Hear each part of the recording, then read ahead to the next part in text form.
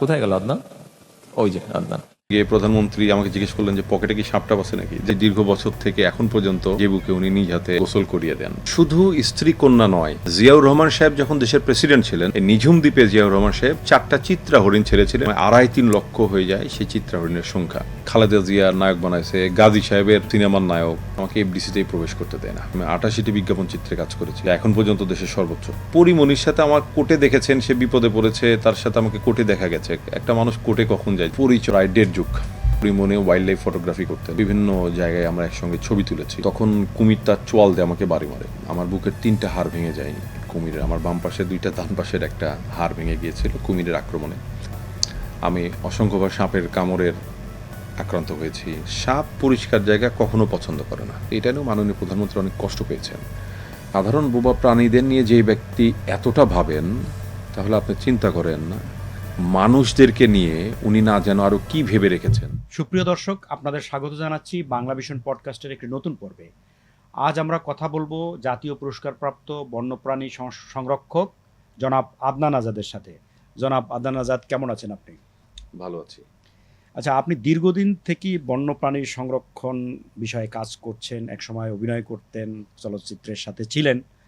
সেই পেশা থেকে আপনার যে এই রূপান্তরটা কি বাধ্য হয়ে করেছেন, নাকি এটা আপনার আগ্রহের জায়গা আগে থেকেই ছিল? প্রাণীর সেবা, প্রাণীর সংরক্ষণ, এটা হচ্ছে আমার প্রথম প্রেম। আর সিনেমা মডেলিং বলেন, এটা হচ্ছে তারপরে এসেছে। আমি সিনেমা মডেলিং ছেড়ে প্রাণীর সেবায় বা প্রাণী নিয়ে কাজ করতে আসিনি। আমি ছোটবেলা থেকেই প্রাণী রক্ষা, প্রাণী সেবায় কাজ করতাম। তারপরে যখন আমার গ্র্যাজুয়েশন কমপ্লিট হলো, তারপরে আমি আসলে সিনেমায় এসেছিলাম। আচ্ছা, আমরা মূলত আপনার সাথে বন্যপ্রাণী সংরক্ষণ নিয়েই কথা বলতে চাই। আপনি যে জাতীয় পুরস্কার এবার পেলেন, স্বীকৃতি পেলেন জাতীয়ভাবে, এইটার অনুভূতিটা কেমন? এবং আপনার ঘনিষ্ঠজন যিনি আপনাকে স্নেহ করেন, প্রধানমন্ত্রী তারেক রহমানের হাত থেকে পেয়েছেন, এইটার অনুভূতিটা কেমন? আমি তো কাজ করছি দীর্ঘ 28 বছরের বেশি সময় ধরে। একদম কিশোর বয়স থেকে আমি প্রাণী সংরক্ষণে, বন্যপ্রাণী সংরক্ষণে কাজ করে আসছি। তো আমার আগে যারা জাতীয় পদক পেয়েছেন, মানে আমি সবাইকে সম্মান করেই বলছি, জাতীয় পদক পেয়েছেন, তো তাদের আগেও আমার পাওয়ার কথা ছিল। মানে আমি যত কাজ করেছি সেই অনুযায়ী অনেক আগেই জাতীয় পদক পেতাম, কিন্তু আমার বাড়ি বগুড়া, এই কারণে আমাকে প্রতিবার তালিকা থেকে আমার নাম বাদ দেওয়া হয়েছে। তো আলহামদুলিল্লাহ, আমার স্বপ্ন ছিল বাংলাদেশের প্রধানমন্ত্রী যখন জনাব তারেক রহমান হবেন, ওনার হাত থেকে যদি আমি জাতীয় পদক গ্রহণ করতে পারি, আমার ভালো লাগাটা আরো বেড়ে যাবে তখন। কারণ উনি নিজেও একজন প্রাণী প্রেমী মানুষ। উনিও লন্ডন থাকা অবস্থায় দীর্ঘ বছর ধরে বাংলাদেশের প্রাণী সংরক্ষণ নিয়ে কাজ করছেন, আমাদের দিয়ে কাজ করাচ্ছেন। এটা একটা বিশাল ব্যাপার যে ওনার মতো একজন মানুষের কাছ থেকে জাতীয় পদক গ্রহণ করা। আচ্ছা, এই যে আপনি বললেন যে আপনাদের দিয়ে কাজ করিয়েছেন উনি বন্যপ্রাণী সংরক্ষণের বিষয়ে, তো সেটা দুই একটা ঘটনা যদি একটু বলেন, প্রধানমন্ত্রী কিভাবে আপনাদের ইন্সপায়ার করেছে। তখন প্রধানমন্ত্রী ছিলেন না, তিনি হয়তো বিএনপির ভারপ্রাপ্ত চেয়ারম্যান ছিলেন বা চেয়ারম্যান ছিলেন। উনি বিএনপির ভারপ্রাপ্ত চেয়ারম্যান ছিলেন উনি যখন লন্ডন থাকতেন। আমি আপনাকে বলছি আজ থেকে প্রায় 1 যুগ বা তার বেশি সময় আগেকার কথা। বর্তমানে ওনার যে প্রেস সেক্রেটারি আছেন জনাব Atiqur Rahman Ruman, additional press secretary, তো রুমন ভাইয়ের মাধ্যমে ওনার সাথে আমাদের সবসময় যোগাযোগ ছিল। উনি আমাদের খোঁজ খবর রাখতেন, আমরা কিভাবে বন্যপ্রাণী নিয়ে কাজ করছি, প্রাণী সংরক্ষণ করছি কিনা। তো একদিন উনি বলেন, প্রায় 1 যুগ আগে, উনি ফিল করেন যে যারা এইভাবে এককভাবে প্রাণী সংরক্ষণে কাজ করছেন, তারা কোনো ক্রাইসিসে আছেন কিনা। তখন উনি আমাদের সাথে কথা বলেন। তখন ওনাকে জানিয়েছিলাম যে আমার কি প্রবলেম। আমি একা একা প্রাণী সংরক্ষণ করি, বন্যপ্রাণী সংরক্ষণ করি, সাপ উদ্ধার করি, বন্যপ্রাণী উদ্ধার করি। এখানে আমার ফিনান্সিয়াল অনেক প্রবলেম আছে। এছাড়া নারায়ণগঞ্জে একটি মেয়ে কুকুর নিয়ে কাজ করে, ঢাকাতে আরো 2জন কুকুর নিয়ে কাজ করে, বগুড়াতে একজন রান্না করা খাবার কুকুরকে খাওয়ায়, একজন অসুস্থ আহত কুকুরগুলোকে কালেক্ট করে তার বাসায় নিয়ে গিয়ে সেবা সুস্থ করে আবার রাস্তায় ছেড়ে দেন। তো কার কি ক্রাইসিস আছে এটা জানার পরে উনি আতিকুর রহমান রুমন ভাইয়ের মাধ্যমে সেই 12-13 বছর আগে থেকেই সবাইকে অর্থনৈতিকভাবে সাপোর্ট দিতেন। এবং সবচেয়ে অবাককর বিষয়, আমি ছাড়া বাকিরা কেউ জানেন না তাদেরকে হেল্পটা কে করছেন। সবাই ভাবতো যে আতিকুর রহমান রুমন ওই ভদ্রলোক, উনি তাদেরকে একটু হেল্প করেন, কিন্তু এটা কিন্তু করছিলেন জনাব তারেক রহমান, আতিকুর রহমান রুমন ভাইয়ের মাধ্যমে। তো সেই সময় থেকেই আমরা উনার নির্দেশনা মেনে বা উনার নির্দেশে আমরা কিন্তু প্রাণী সংরক্ষণে কাজ করে আসছি। 5ই আগস্টের পর উনি যখন ফিল করলেন যে দেশের পরিস্থিতি এখন ভালো, স্বৈরাচার মুক্ত হয়েছে বাংলাদেশ, তখন উনি ফিল করলেন যে হ্যাঁ, যারা এইভাবে বিচ্ছিন্নভাবে কাজ করছে প্রাণী সংরক্ষণের, তাদেরকে নিয়ে একত্রিত করে একটা অর্গানাইজড ওয়েতে কাজ করলে প্রাণীরা বেশি উপকৃত হবে বা বন্য প্রাণীরা বেশি উপকৃত হবে। তখন আমরা ওনার সাথে কথা বলে উনি বললেন ঠিক আছে, একটা কাজ কর, তোরা এইভাবে একটা অর্গানাইজেশনের দিকে যা।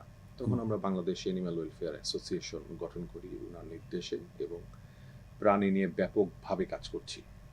কি কি ধরনের কাজ আপনারা করছেন?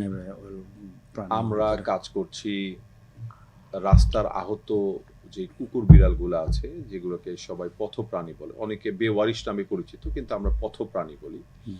এই পথপ্রাণীগুলোকে যদি কোনোভাবে রাস্তা পারাপার হতে অ্যাক্সিডেন্টের শিকার হয় বা কারো দ্বারা আঘাতপ্রাপ্ত হয় বা যে কোনো ধরনের সমস্যা হয়, এই প্রাণীগুলোকে আমরা স্বাস্থ্যগত চিকিৎসা সেবা দিয়ে থাকি।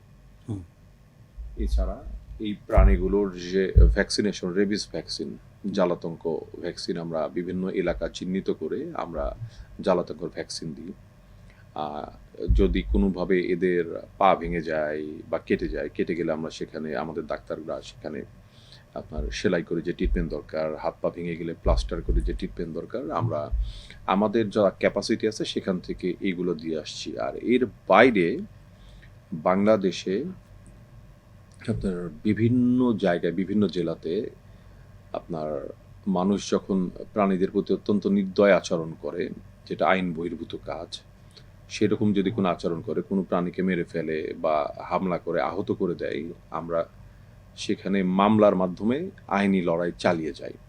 এবং আপনি অবাক হয়ে যাবেন, এই না যে জনাব তারেক রহমান এখন প্রধানমন্ত্রী হয়েছেন বলে উনি প্রাণী ভালোবাসেন, উনি দীর্ঘ বছর ধরেই এই কাজগুলো করে আসছেন। প্রায় নির্বাচনেরও 5-6 মাস আগের ঘটনা, বগুড়াতে একটা মহিলা একটা বিড়ালকে জবাই করে তার পেট কেটে নাড়ি ভুড়ি বের করে আগুনে পুড়িয়ে ফেলেছেন। বর্তমান প্রধানমন্ত্রী কোনো একটা ভিডিও মাধ্যমে লন্ডনে বসে এই ঘটনাটা দেখেছেন এবং আমাকে ফোন দিয়ে রাত 3টার সময় আমাকে বাধ্য করেছে ঢাকা থেকে বগুড়া যেতে, গিয়ে আইনানুগ ব্যবস্থা গ্রহণ করতে। তখন আমি ওনাকে বলেছিলাম যে সামনে নির্বাচন, বগুড়া আপনার নির্বাচনী এলাকা, অতএব আমরা আইনি এই দিকটাতে না যাই, আমরা গিয়ে স্বাভাবিকভাবে যদি কোনো মিউচুয়াল করা যায় বা ওনাকে দিয়ে ক্ষমা চাওয়ানো যায়, এটা করি। তো উনি বলছে আমার নির্বাচনী এলাকা হয়েছে তো কি হয়েছে, আমার নির্বাচনী এলাকায় হয়েছে মানেই আমি সামনে নির্বাচন করব মানে কি অপরাধীরা পার পেয়ে যাবে? এটা হতে পারে না। আইন অনুযায়ী ওনার যে শাস্তি, সেই শাস্তি তাকে পেতে হবে। তুমি এক্ষুনি বগুড়া যাও এবং আইনানুগ ব্যবস্থা গ্রহণ করো। তো ওনারও নির্দেশনা মেনে আমরা বগুড়ায় যাই। বগুড়ায় যাওয়ার পরে ওই মহিলার নামে আমরা মামলা দায়ের করি এবং ওই মহিলা গ্রেপ্তার হন এবং তার বিচার কার্য এখনো চলছে। এই তো 2 সপ্তাহ আগে একটা লোক একটা রাস্তায় কুকুর যাচ্ছিল, ধারালো একটা অস্ত্র দিয়ে তার পিঠে একটা কোপ দিয়েছে। তো বেশ অনেকখানি 1 ফিটের মতো অংশ কেটে গেছে। এটা উনি দেখেছেন। দেখে উনি বলেছেন যে এটা তোমরা আইনি ব্যবস্থা নাও।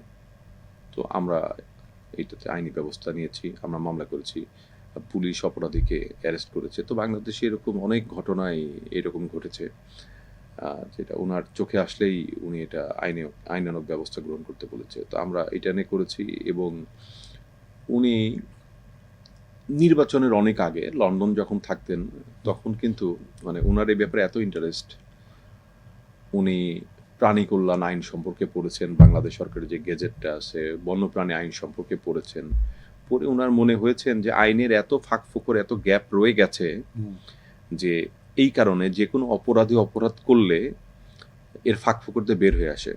তো উনি তখন আমাকে বলেছিলেন যে আইনগুলো কঠোর করতে হবে, তুমি এটা নিয়ে কাজ করো। জনগণের রায় যদি কখনো বিএনপি সরকার গঠন করে তখন আমরা এই আইনটা প্রণয়ন করব। তো আমি প্রাণী সম্পদ অধিদপ্তরকে প্রস্তাবনা দিয়েছিলাম, আমরা একটা খসড়া করে ফেলেছি, মন্ত্রণালয়ে এটা মিটিং হয়েছে। আমরা আশা রাখি আগামী 2 মাসের ভিতরে এই আইনটা পাশ হয়ে যাবে এবং আগের তুলনায় অনেক কঠোর হবে। আগে আইনটাতে ছিল যে চাইলেই যে কোনো ব্যক্তি ভুক্তভোগী এটাতে মামলা করতে পারবে না। এখন আইনে আমরা এটা অ্যাড করেছি যে যে কোনো ভুক্তভোগী চাইলে এটা মামলা করতে পারবে এবং জিনিসটা সাধারণ মানুষের জন্য অনেক সহজ হয়ে গেছে এবং যারা অপরাধী তাদের জন্য অনেক কঠিন হয়ে গেছে। তো এইভাবে আমরা প্রাণী রক্ষা বা সংরক্ষণে বিভিন্ন কাজ করছি। এর পাশাপাশি আপনার সারা বাংলাদেশে মানুষের গৃহে যখন সাপ প্রবেশ করে সেই সাপগুলোকে আমরা নিরাপদে উদ্ধার করে আবার প্রকৃতিতে অবমুক্ত করি। এতে করে হয় কি, মানুষ সাপের সংঘাত কমিয়ে আসছে, মানুষ সাপের কামড় খেলো না, বা ওই বাড়িতে যদি সাপটা থাকতো তো ঘুমের ভিতরেও বা রাতে ওয়াশরুম যাওয়ার সময়ও গায়ে পাড়া পড়লে সাপটা কামড়িয়ে দিত। তো এখান থেকে আমরা সাপটাকে নিরাপদে নিচ্ছি এবং দূরে বনাঞ্চলে আবার সাপটাকে ছেড়ে দিচ্ছি। এতে মানুষও রক্ষা পাচ্ছে, সাপটারও জীবন বেঁচে যাচ্ছে। এইভাবে আমরা কাজ করছি। আচ্ছা, কিছুদিন আগে আপনাকে দেখলাম 2টা ঘটনায় সম্পৃক্ত। একটা হচ্ছে সুন্দরবনে যে বাঘ অবমুক্ত করলেন চিকিৎসা শেষে, আরেকটা হচ্ছে কক্সবাজারে যে বন্য হাতি চিকিৎসা করলেন। এই 2 ঘটনাটা যদি একটু বলেন, মানে এটা কিভাবে ঘটলো এবং কি করেছেন আপনারা? সুন্দরবনের বাঘ, এটার সম্পূর্ণ কৃতিত্ব হচ্ছে বাংলাদেশ বন বিভাগের। আগে কি হতো, আগে কোনো বাঘ যদি আহত হতো, এই বাঘটাকে উঠে নিয়ে এসে ট্রিটমেন্ট করে সাফারি পার্কে রাখা হতো। সুন্দরবনের বাঘকে, বুনো বাঘকে, বা মানুষের আক্রমণের শিকার হয়ে গ্রামে প্রবেশ করলে বাঘগুলো মারা যেত। তো এবার হয়েছে বিগত প্রায় 5-6 মাস আগে একটি বাঘ হরিণ শিকারীদের চোরা ফাঁদে আটকা পড়েছে। কয়েকদিন ওখানে আটকা ছিল। আটকা থাকার পরে ওর একটা পায়ে সম্পূর্ণ চামড়া কেটে গেছে, মাংস কেটে গেছে। তো ওই অবস্থায় বাঘটাকে বন বিভাগ উদ্ধার করে চিকিৎসা দেয়। তো সবার ধারণা ছিল যে এই বাঘটা আর হাঁটতে পারবে না, প্রকৃতিতে ফেরত পাঠানো হবে না, এটাকে চিড়িয়াখানা বা সাফারি পার্কেই সারা জীবনের কাটাতে হবে। তো ট্রিটমেন্ট শেষ হওয়ার পরেও এরকম একটা চিন্তা ছিল।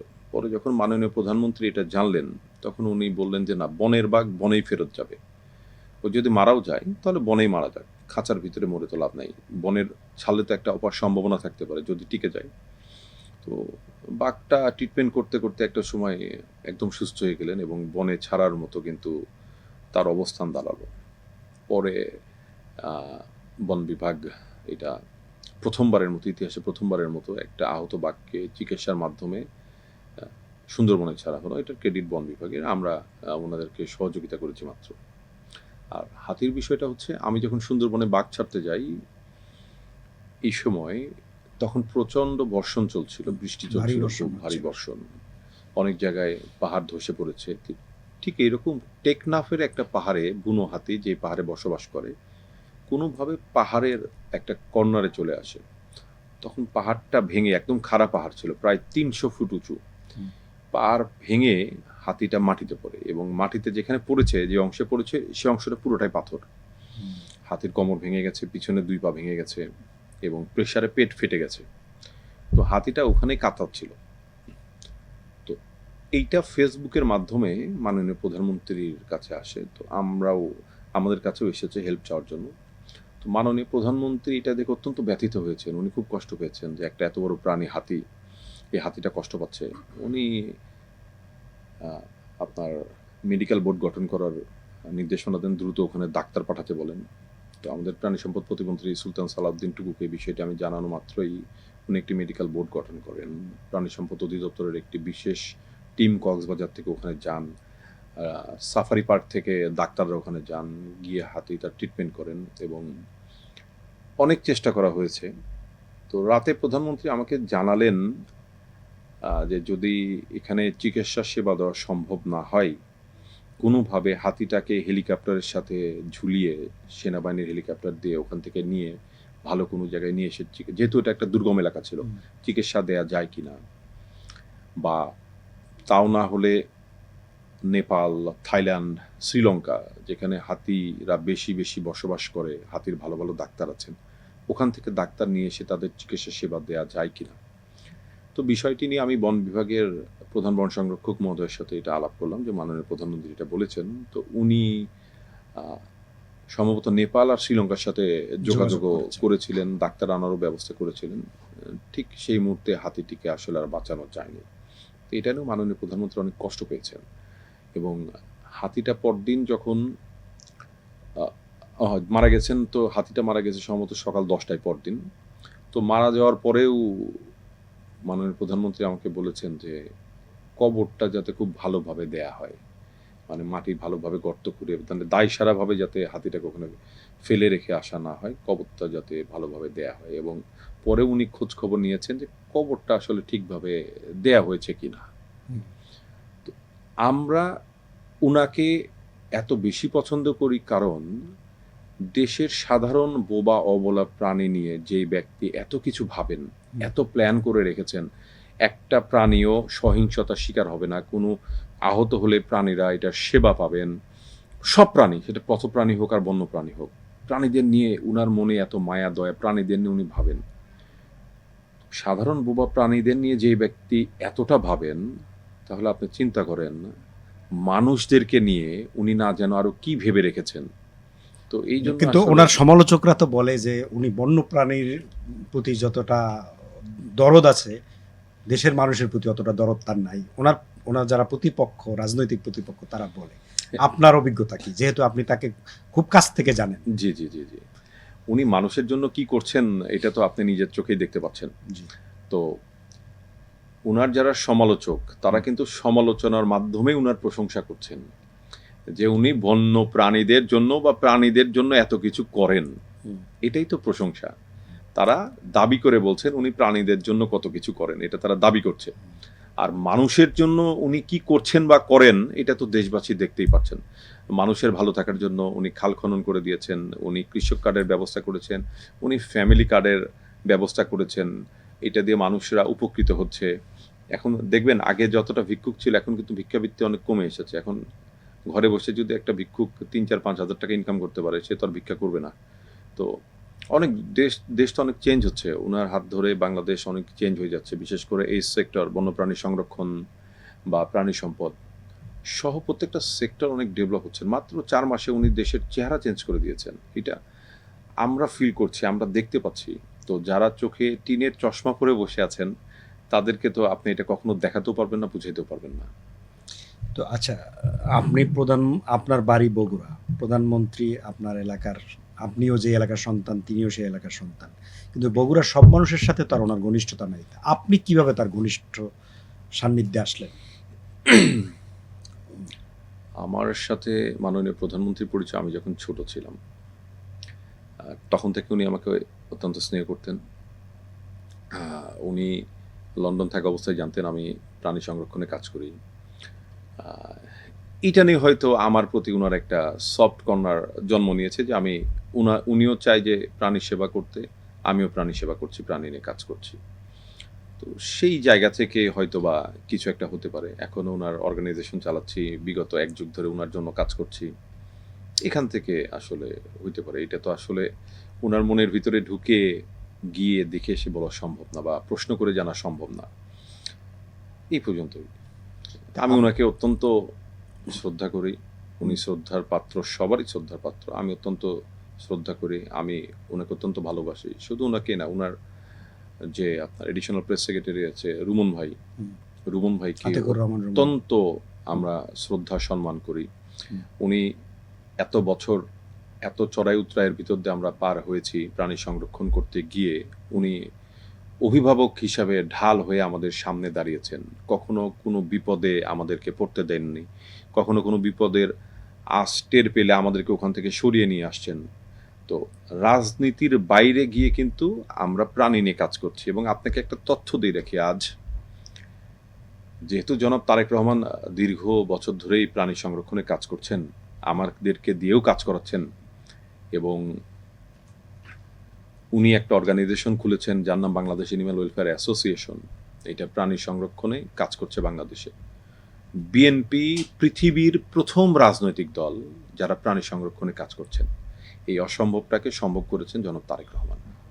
এটা একটা বিশাল ব্যাপার আমাদের জন্য, যে পৃথিবীর প্রথম রাজনৈতিক দল। দেখুন, সরকারে আসলে আপনি প্রাণী নিয়ে কাজ করতে বাধ্য। সরকারের 2টা ডিপার্টমেন্ট আছে, 2টা মিনিস্ট্রি আছে, মৎস্য প্রাণী সম্পদ মন্ত্রণালয়, পরিবেশ ও বন। মৎস্য প্রাণী সম্পদ মন্ত্রণালয় আপনার হাঁস মুরগি গরু ছাগলের পাশাপাশি আমাদের যে পথ প্রাণীগুলো আছে, কুকুর বিড়াল, এগুলো রক্ষা সংরক্ষণের দায়িত্ব মৎস্য প্রাণী সম্পদ অধিদপ্তরের। আর ওয়াইল্ড লাইফের কথা যদি বলি, বাঘ, হাতি, কুমির, সাপ, যত দেশীয় প্রজাতির পাখি আছে, এগুলো হচ্ছে পরিবেশ ও বন মন্ত্রণালয়। তো যে কোনো ব্যক্তি সরকার প্রধান হলে বা সরকার চালালে এই 2টা ইউনিট তাকে পরিচালনা করতেই হবে, মৎস্য প্রাণী সম্পদ, পরিবেশ ও বন। কিন্তু কোনো রাজনৈতিক দল সরকারে না থাকা অবস্থায় প্রাণী নিয়ে কাজ করছে, বিশ্বে এই ঘটনা বিরল। এবং বিশ্বের প্রথম কোনো রাজনৈতিক দল বিএনপি, যারা প্রাণী সংরক্ষণে কাজ করছেন, যার স্বপ্নদ্রষ্টা, যার প্রতিষ্ঠাতা জনাব তারেক রহমান। আচ্ছা, এই যে আপনার প্রাণী নিয়ে কাজ করছেন, এটার পেছনে তো অনেক, আপনি যে সব কাজের কথা বললেন, ট্রিটমেন্ট, রেস্কিউ, রিহ্যাবিলিটেশন, এগুলো তো খরচের ব্যাপার আছে। এই খরচের যোগান কোত্থেকে আসে? খরচের যোগান আসে হচ্ছে, আমাদের একটা ট্রাস্টি বোর্ড আছে, তারা আমাদেরকে কিছু টাকা ডোনেশন দেন। এছাড়া মাননীয় প্রধানমন্ত্রী তো আমাদের প্রধান পৃষ্ঠপোষক, উনিও ছোট্ট একটা অংশ, ওনার যা ক্যাপাসিটি আছেন সেখান থেকে মাননীয় প্রধানমন্ত্রী আমাদেরকে এটা প্রদান করেন। এছাড়া সমাজের যারা বিত্তবান আছেন তারাও আমাদেরকে সহযোগিতা করেন, যে আপনাকে এই 20,000 টাকা দিলাম, এটা নিয়ে কাজ করেন। আমরা ধরেন একটা পার্টিকুলার একটা এলাকাকে টার্গেট করে ওই এলাকায় কুকুরকে রেবিস ভ্যাকসিন এটার মাধ্যমে আমরা দিয়ে থাকি, বা কেউ 1 লক্ষ 2 লক্ষ টাকা দিল, সেটা দিয়ে আমরা কাজ করে থাকি। তো সমাজের ধনাঢ্য ব্যক্তি যারা আছেন তারাই আমাদের প্রধান চালিকা শক্তি, আর আমাদের প্রধান পৃষ্ঠপোষক জনাব তারেক রহমান। এর মধ্যে সরকারের কোনো অংশগ্রহণ নেই? না, আপাতত সরকারের কোনো অংশগ্রহণ নাই। আমরা আসলে সরকারের সহযোগিতাও চাই না, এটা ব্যক্তি তারেক রহমানের। আচ্ছা, তো আমরা এটা সরকারিকরণ বা সরকারের সহযোগিতা নিয়ে আমরা চলতে চাই না। কারণ আপনি এটা জানেন যে একজন ব্যক্তি পৃথিবীর সর্বোচ্চ ভালো কাজ করলেও সারা জীবন সরকার এর অংশ হতে পারবেন না। তো আমরা সরকারের অংশ হতে চাই না। এটা ব্যক্তি তারেক রহমান এটার প্রতিষ্ঠাতা, ব্যক্তি তারেক রহমান এটার প্রধান পৃষ্ঠপোষক। এই পরিচয়টাই আমরা আজীবন বহন করতে চাই। সেটা ব্যক্তি তারেক রহমান সরকারের প্রধান থাকুক আর না থাকুক, এটা ব্যক্তি তারেক রহমানের সংগঠন। আচ্ছা, আমরা জনাব তারেক রহমান যখন লন্ডনে ছিলেন, তখন ওনার মেয়ে জাইমা রহমানের একটা বিড়াল ভাইরাল হয়েছিল। তো তার মানে ওনার পরিবারের মধ্যেও কি এই প্রাণী প্রতি ভালোবাসা বা সংরক্ষণের আকাঙ্ক্ষাটা আছে? মানে ওনার স্ত্রী এবং ওনার কন্যার বিষয়টা কিভাবে দেখেন? যেহেতু আপনি জানেন তার ফ্যামিলিকে, এই জন্য জানতে চাচ্ছি। শুধু স্ত্রী কন্যা নয়, বাংলাদেশের একটি বন ছিল যেটার নাম হচ্ছে নিঝুম দ্বীপ। জিয়াউর রহমান সাহেব যখন দেশের প্রেসিডেন্ট ছিলেন, ওখানে নিঝুম দ্বীপে জিয়াউর রহমান সাহেব 4টা চিত্রা হরিণ ছেড়েছিলেন শখের বসে। সেই চিত্রা হরিণ বাড়তে বাড়তে বাড়তে বাড়তে একটা সময় 2.5-3 লক্ষ হয়ে যায় সেই চিত্রা হরিণের সংখ্যা। তো বিগত 15-14 বছরে অনেক শিকার হয়েছে, অনেকেই পিকনিকের মতো করে উৎসব করে হরিণ জবাই করে ওখানে খেয়েছেন। তারপরেও এখন প্রায় 40-50-60 হাজার মতো থাকতে পারে, এটা আমার ধারণা। কিন্তু প্রায় 2.5-3 লাখের মতো হরিণ হয়ে গিয়েছিল, যেটা শহীদ প্রেসিডেন্ট জিয়াউর রহমান ওনার প্রেসিডেন্ট থাকাকালীন 4টা হরিণ ছেড়ে নিঝুম দ্বীপটাকে একটা বনের আভাস দিয়েছিলেন বা প্রতিষ্ঠা করেছিলেন। বেগম খালেদা জিয়া পরিবেশের জন্য ব্যাপকভাবে কাজ করেছেন। বিশ্বের প্রথম দেশ হিসাবে বাংলাদেশকে উনি প্রতিষ্ঠিত করেছিলেন শপিং ব্যাগ মুক্ত একটা দেশ হিসাবে। এটা কিন্তু বেগম খালেদা জিয়া করেছিলেন, পলিথিন মুক্ত। মানে পলিথিন তো অনেক কাজে ব্যবহার হয়, শপিং ব্যাগ মুক্ত করেছিলেন। হ্যাঁ, যেটাকে মানুষ পলিথিন ব্যাগ বলে, ওটার আসল নাম হচ্ছে শপিং ব্যাগ।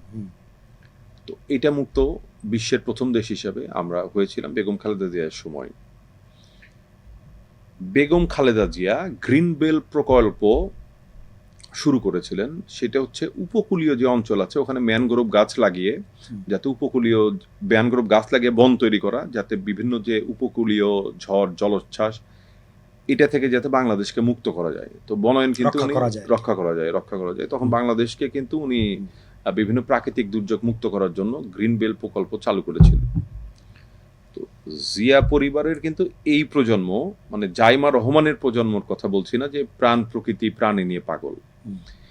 জিয়া পরিবার সেই শহীদ প্রেসিডেন্ট জিয়াউর রহমানের আমল থেকেই উনি প্রাণী সংরক্ষণ, পরিবেশ সংরক্ষণে জিয়া পরিবার ব্যাপক ভূমিকা রেখে আসছে। নিঝুম দ্বীপের হরিণ বললাম, মানে দেশে তাদের জিনের মধ্যে এটা জিনের আছে। মধ্যে এটা আছে। নিঝুম দ্বীপের হরিণ, তারপরে আপনার আরো পলিথিন ব্যান করা, গ্রিন বেল্ট তৈরি করা, তো এই বিভিন্ন কিছু, এইসব কিন্তু জিয়াউর রহমান বেগম খালেদা জিয়ার ভিতরে ছিল। জিনগত কারণে আমার মনে হয় জনাব তারেক রহমান এবং জাইমা রহমান এটা পেয়েছেন। তো তারাও প্রাণী সংরক্ষণ, প্রাণী রক্ষণে কাজ করছেন। ওনারাও বাসায় একটি বিড়াল পালেন, বিড়ালটার নাম হচ্ছে জেবু। আমরা সবাই সামাজিক যোগাযোগ মাধ্যমে এটা জানি, এবং বাংলাদেশে খুব জনপ্রিয় একটি বিড়াল জেবু। জনাব তারেক রহমান যখন বাংলাদেশে আসেন তখন জেবুকে সঙ্গে নিয়ে আসছেন। এখন জেবু তার পরিবারের একটা বড় অংশ। ওনার মেয়ে এটা লালন পালন করেন, এবং সবচেয়ে মজার বিষয় হচ্ছে এই জেবুকে প্রতি সপ্তাহে বা প্রতি 2 সপ্তাহ পর পর যে গোসল করানো হয়, মাননীয় প্রধানমন্ত্রী সে দীর্ঘ বছর থেকে এখন পর্যন্ত, এটা আমি জানি যে জেবুকে উনি নিজ হাতে গোসল করিয়ে দেন। এত বাহ। প্রাণীর প্রতি ওনার ভালোবাসে। এবং আরেকটা মজার তথ্য আপনাকে দিয়ে রাখি, আমরা একটা ছবি ব্যবহার করি, বাংলাদেশ এনিম্যাল ওয়েলফেয়ার অ্যাসোসিয়েশন বাওয়া জনাব তারেক রহমানের একটা ছবি ব্যবহার করে একটা বিড়াল কোলে নিয়ে আছেন। এই বিড়াল কিন্তু উনার পালিত কোনো বিড়াল না। এই বিড়ালটা হচ্ছে উনি লন্ডনে, তখন রুমন ভাই গিয়েছিলেন লন্ডনে। তো লন্ডনে মসজিদে নামাজ পড়ে ওনারা গাড়ির দিকে আসছিলেন। তো রুমন ভাই প্রায় গাড়ির কাছাকাছি চলে আসেন। মাননীয় প্রধানমন্ত্রী গাড়ির কাছ থেকে দেখে যে দূরে ফুটপাতের উপরে একটা বিড়াল বসে আছে। তখন এটা দেখে ওনার ভালো লাগে এবং উনি দৌড়িয়ে বিড়ালটার কাছে যান এবং ওই রাস্তার একটা বিড়ালকে উনি কোলে তুলে নিয়ে আদর করতে থাকেন। তখন রুমন ভাই দূর থেকে জুম করে এই ছবিটা তুলেছিলেন, যেটা সম্ভবত মাননীয় প্রধানমন্ত্রীও জানতো না যে রুমন এই ছবিটা তুলেছে। তো পরে রুমন ভাই যখন আমাকে এই ছবিটা দেখায় এসে যে দেখ ভাইয়া এটা করছে, তখন আমি আমার মোবাইলে এই ছবিটা পার করে নিয়েছিলাম। যেহেতু এই ছবিটা তখন প্রচার হয়নি, এই জন্য আমরা চিন্তা করেছিলাম আমাদের ব্যানার, লগো সবকিছুতে আমরা এই ছবিটা ব্যবহার করবো। তো এটা বাংলাদেশ এনিম্যাল ওয়েলফেয়ার অ্যাসোসিয়েশনের একটা আইকনিক ছবি হিসাবে আপনার প্রতিষ্ঠা লাভ করেছে। তো এই বিড়ালটাও আসলে উনার পালিত বিড়াল না যে উনি আদর করছেন। এরপরে উনি আমাদের ক্লিনিকে এসেছেন, আমাদের ক্লিনিকে একটা বিড়াল নিয়ে এসেছেন ট্রিটমেন্টের জন্য। এটা দেখে উনি সে বিড়াল কোলে তুলে আদর করেছেন। আমরা ক্যাম্পেইন করেছি টাঙ্গাইলে, ওখানেও একজন ট্রিটমেন্টের জন্য ফ্রি মেডিকেল ক্যাম্পেইন করছিলাম। ফ্রি ট্রিটমেন্টের জন্য একটা বিড়াল নিয়ে এসেছেন, উনিও সেই বিড়ালটাকে একদম কোলে তুলে আদর করেছেন। তো উনি মানুষটাই এমন, আমাদের প্রধানমন্ত্রী, উনার আসলে প্রশংসা করে শেষ করা যাবে না। উনি প্রশংসা করে উনার শেষ করতে পারবো না আসলে আমরা। আচ্ছা, প্রধানমন্ত্রী অনেক কিছু করছেন, কিন্তু জাতি হিসেবে আমাদের কি করণীয় আছে প্রাণী সংরক্ষণের জন্য? জাতি হিসাবে আমাদের করণীয়, যদি আমরা বলি কুকুর বিড়ালদেরকে সবচেয়ে বেশি আক্রমণ করে কে? একটা কুকুর বা বিড়াল, রাস্তার যে কুকুর বিড়ালগুলো আছে, পথ কুকুর বিড়াল, এরা কার দ্বারা হামলার শিকার হয়? এরা হামলার শিকার হয় বিভিন্ন চা দোকানিদের দ্বারা। দেখবেন একটা চায়ের দোকান, তার সামনে কুকুর গেছে, কেতলিতে গরম পানি ছিল, এক মগ গরম পানি নিয়ে কুকুর তাড়ানোর জন্য ছুঁড়ে মেরে দিল, তখনই কুকুরের পিঠের চামড়া ঝলসে গেল। তো বিশেষ করে চায়ের দোকান, বাজারের আশেপাশে, বা যারা কিছু মুসল্লি আছেন, তারা ভাবেন যে আমি এই রাস্তাতে হাঁটতেছি, রাস্তায় কুকুর থাকলে আমি নাপাক হয়ে যাব, এটা ধর্মীয় অনুভূতি থেকে এটা হতেই পারে তার। তখন তারা একটা লাঠি বা একটা ইটের টুকরা নিয়ে কুকুরকে আক্রমণ করে বসেন। তো এই জায়গাগুলোর আসলে পরিবর্তন হওয়া দরকার। এটা আপনি জনে জনে ধরে শিখাতে পারবেন না, এটার জন্য নিজেকে পরিবর্তন করতে হবে। যেমন ধরেন ওই রাস্তায় এক বোতল পানি খেয়ে বোতলটা ফেলে দেয়া, এইটা আপনাকে গিয়ে কেউ শিখাতে পারবে না। এটা হচ্ছে একটা পারিবারিক শিক্ষা। বাবা মার ছোটবেলা থেকে তার সন্তানদেরকে এই শিক্ষাটা দিতে হবে। তো আমরা আশা করছি তারেক রহমানের হাত ধরে বাংলাদেশ পরিবর্তন হচ্ছে, আগামীতে বাংলাদেশ পরিবর্তন হবে। স্কুলের পাঠ্য বইয়ে প্রাণীদের প্রতি কিরকম আচরণ করতে হবে, এরকম যদি কোনো বিষয় লিপিবদ্ধ হয়, আমরা আশা করছি যে আগামীতে এরকম বিষয় লিপিবদ্ধ হবে। আস্তে আস্তে আমরা এখান থেকে উতরাতে পারবো। আচ্ছা, আপনি বন্য প্রাণী নিয়ে কাজ করছেন, তো বন্য প্রাণীর মধ্যে তো অনেক হিংস্র প্রাণীও আছে। তা আপনার নিশ্চয়ই ভয়ঙ্কর অভিজ্ঞতাও থাকার কথা। এরকম যদি একটা অভিজ্ঞতার কথা বলেন, যেটা বিপজ্জনক অভিজ্ঞতা। আমার তো অনেক অভিজ্ঞতা হয়েছে। আমি একবার সুন্দরবনে 87টি মৌমাছির কামড় খেয়েছিলাম অ্যাট দ্য টাইমে। মানে মোবাইলটা মৌচাক কাটছিল একদম গহীন বনে। আমরা কয়েকজন ফটোগ্রাফার, যেহেতু আমি ওয়াইল্ড লাইফ ফটোগ্রাফি করি, আমরা কয়েকজন ফটোগ্রাফার মিলে চিন্তা করেছিলাম এটা 2015 সালে যে আমরা এরকম ছবি তুলবো, মৌবালদের মৌচাক কাটার ছবি তুলবো। তো তখন আমাকে 87টি, মানে প্রচুর মৌমাছি কামড়িয়েছে। পরে যখন শরীর থেকে হুল বের করা হলো তখন 87টি হুল পেয়েছিলাম। এই আক্রমণ হয়েছি আমাকে, যেহেতু আমি কুমির নিয়ে দীর্ঘ বছর কাটিয়েছি, জীবনের অর্ধেকের বেশি সময় আমি কুমির নিয়ে কাটিয়েছি। বান্দরবনের নাইখানছড়িতে একটি বেসরকারি কুমির খামার আছে, যেটা এশিয়া মহাদেশের সবচেয়ে বড় কুমির খামার। আমি এটার দায়িত্বে ছিলাম। আমি আমার জীবনে প্রায় 20-22 হাজার কুমিরের বাচ্চা উৎপাদন করেছি, হাজার হাজার কুমির লালন পালন করেছি, কুমির নিয়ে কাজ করেছি। তো কুমির আমাকে বেশ কয়েকবার আক্রমণ করে। একবার একটা মুখ বাঁধা কুমির উদ্ধার করে আমাদের ফার্ম থেকে বেরিয়ে গিয়েছিল, তখন সেই কুমিরটাকে ধরে বেঁধে নিয়ে আসছিলাম ফার্মে। তো তখন কুমিরটা চোয়াল দিয়ে আমাকে বাড়ি মারে। আমার বুকের 3টা হাড় ভেঙে যায় কুমিরের। আমার বাম পাশে 2টা, ডান পাশের একটা হাড় ভেঙে গিয়েছিল কুমিরের আক্রমণে। এছাড়া কুমিরের আক্রমণে আমার 2 পায়ের লিগামেন্ট ছেঁড়া। আমি অসংখ্যবার সাপের কামড়ের আক্রান্ত হয়েছি। সাপ উদ্ধার করতে গিয়ে বা বনে যখন ওয়াইল্ড লাইফ ফটোগ্রাফি করতে যাই তখন কামড় খেয়েছি। তারপরে আমি মেছোবাঘের আক্রমণের শিকার হয়েছিলাম হাইল হাওরে ছবি তুলতে গিয়ে। তো এরকম অসংখ্য ঘটনা আছে। যেহেতু বন্যপ্রাণী নিয়েই কাজ করি, বন্যপ্রাণী সংরক্ষণে বা বন্যপ্রাণীর অধিকার আদায়ে আমি আমার জীবনকে উৎসর্গ করেছি, সব প্রফেশন বাদ দিয়ে। তো সেই কারণে বন্যপ্রাণীর সংস্পর্শে আসতে হয় প্রায় প্রতিদিনই। তো অসাবধানতা বশত বলেন বা প্রাণীদের সহজাত প্রবৃত্তির কারণে বলেন, বেশ কয়েকবার বড় বড় আক্রমণের শিকার হয়েছি এবং আল্লাহর রহমতে ভালো মানুষের দোয়ায় আমি এখনো সুস্থ বা জীবিত আছি। আচ্ছা, সাপের কামড়ের প্রসঙ্গ আনছিলেন, যেটা আমাদের দেশে একটা বড় সমস্যা।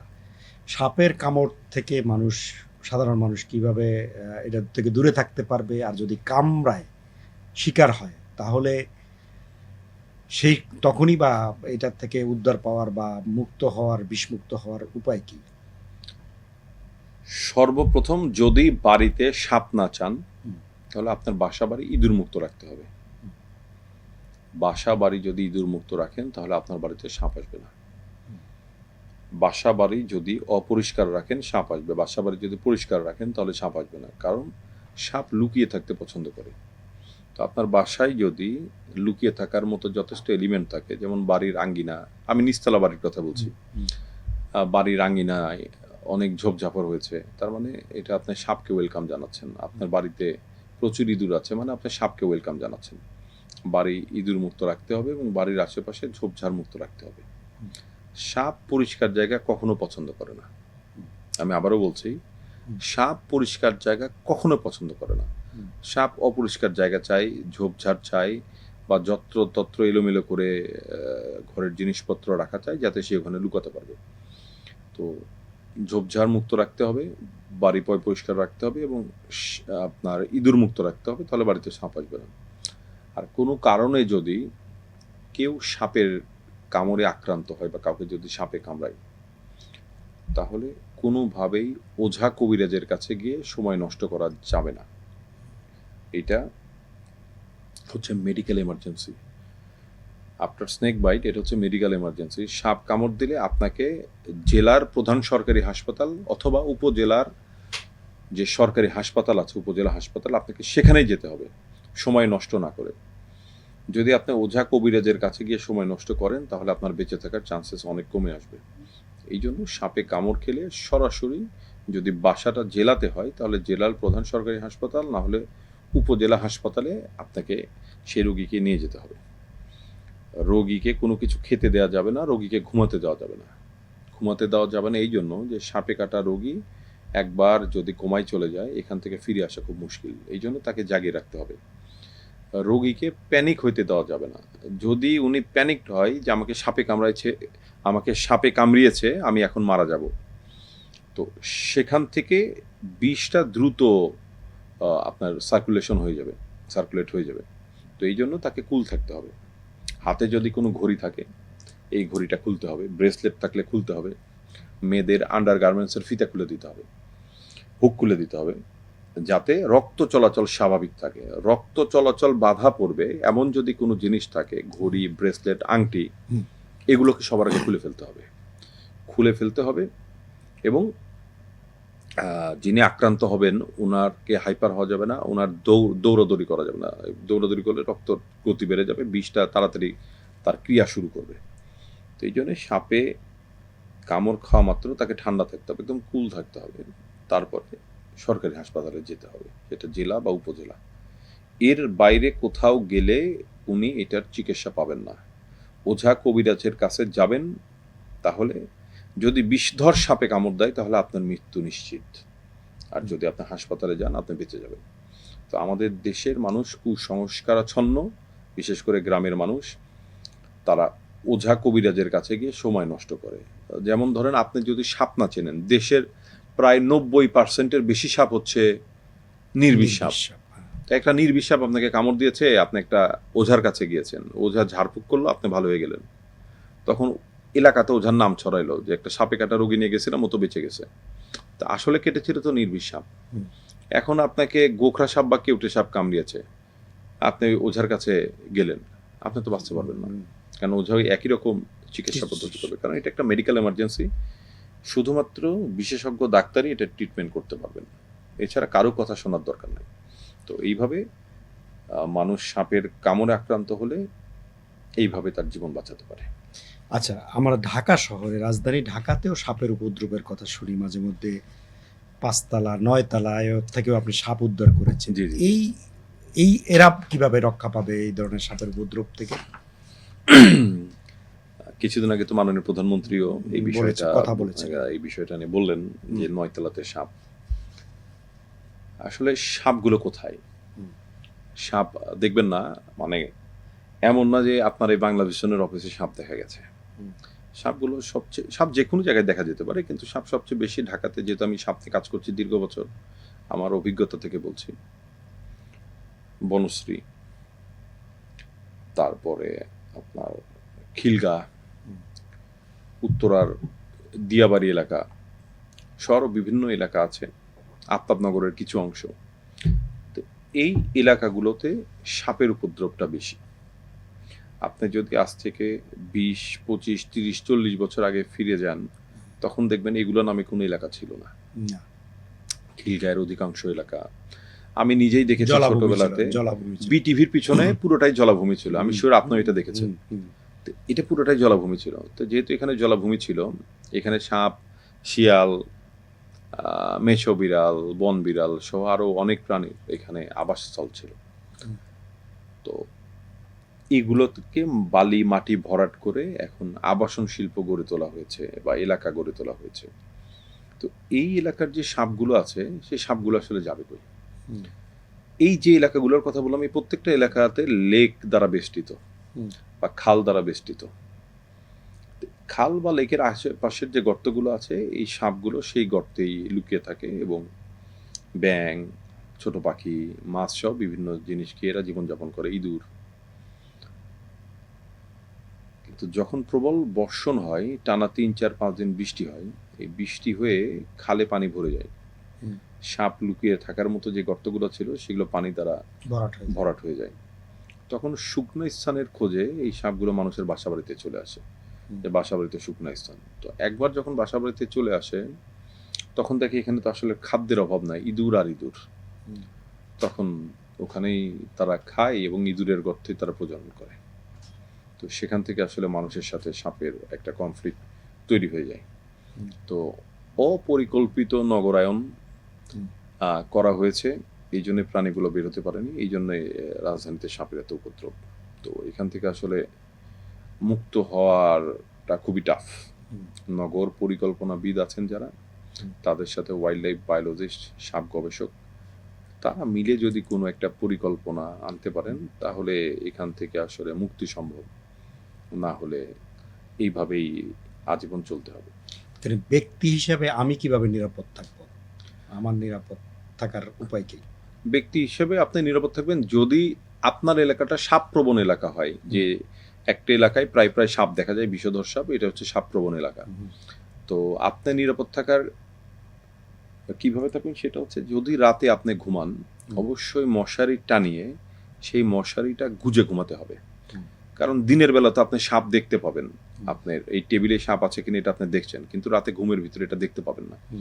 কোনো কারণে বিছানায় আপনার পাশে একটা সাপ উঠে বসলো, আপনি যখন এক পাশ থেকে এক পাশ ফিরবেন, সাপের গায়ে হাত বা বডির একটা পার্ট চাপ পড়লো, তখন সাপটা আপনাকে কামড়িয়ে দিবে। এটা গ্রামে হোক আর শহরে হোক, সাপ প্রবণ এলাকাতে মশারি টানিয়ে ঘুমাতে হবে এবং অবশ্যই মশারিটা গুজে ঘুমাতে হবে। আর রাতের বেলা যখন কেউ টয়লেটে বা বিভিন্ন কাজে বাসার বাইরে যাবে, অবশ্যই লাইট জ্বালিয়ে বা হাতে টর্চ লাইট নিয়ে ভালো করে দেখে সেই কার্য সম্পাদন করতে হবে, যাতে শুয়ে থাকা সাপের ওপরে পাড়া না পড়ে। এতে সাপের কামড় খাওয়া থেকে আপনি মুক্ত থাকবেন। আর আপনার যে কোনো জিনিসপত্র, যেমন ধরেন রান্নাঘরের একটা পাতিল, গাবলা, এরকম হাঁড়ি পাতিল, কোনো কিছু স্পর্শ করার আগে, আমি সাপ কবলিত এলাকার কথা বলছি, স্পর্শ করার আগে অবশ্যই সেটা ভালো করে চেক করে স্পর্শ করতে হবে। কারণ একটা পাতিলের ভিতরে হয়তো সাপ এসে বসে আছে, তো ওখানে আপনি হাত দিলে কামড় খাওয়ার একটা সম্ভাবনা থাকে। তো এইভাবে আসলে নিজেকে নিরাপদ রাখা যাবে সাপ প্রবণ এলাকাতে। এবং আমি যেটা বলছি এটা হচ্ছে বন্যা প্রবণ এলাকাতেও ঠিক একইভাবে।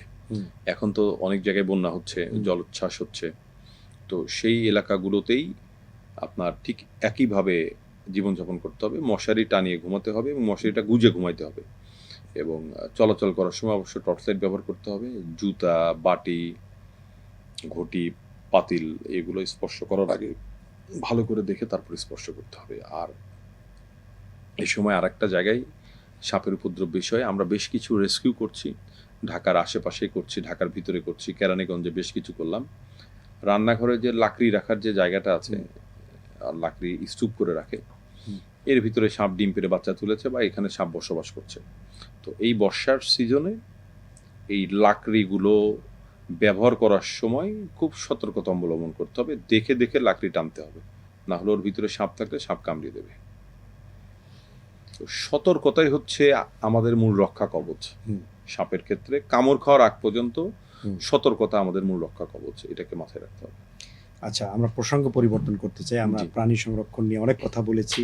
আপনার জীবনের আরেকটা দিক আছে, আপনি মানে সিনেমা জগতের ছিলেন, অভিনয় করেছেন, নিজেও নির্মাণের সাথেও যুক্ত ছিলেন।